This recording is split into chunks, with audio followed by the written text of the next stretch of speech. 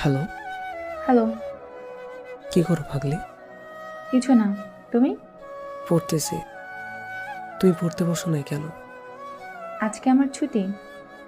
কিসের ছুটি? শুধু আমার না, তোমারও আজ ছুটি নেওয়া উচিত। আরে বলবো তো কিসের ছুটি?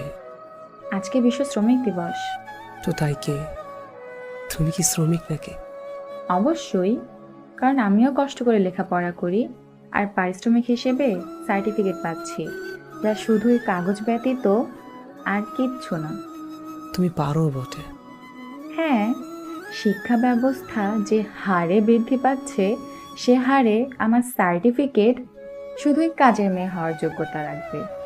আচ্ছা, তুমি এত কথা পাও কই বলো তো? বালিশের নিচে বালিশের নিচে বুঝি কথা থাকে? থাকে। কখনো খুঁজো নাই তাই পাওনি। তুমি আসলেই পাগলি। প্রত্যেকটি মানুষই এক এক প্রকার পাগল। হয়েছে দাদি আম্মা, আপনি থামেন। ওকে, ওই কথা বলো না কেন? তুমি থামতে বলছো। ধইরা কিন্তু একটা আছাড় মারবো। তুলতে পারবা না। 53 কেজি। আচ্ছা, কি হয়েছে তোমার? হয়নি, হবে। একটা ছেলে, কাউকে ধরতে দিব না। আমাকেও না? না, আমার জিনিস কাউকে দিব না। পাগলি।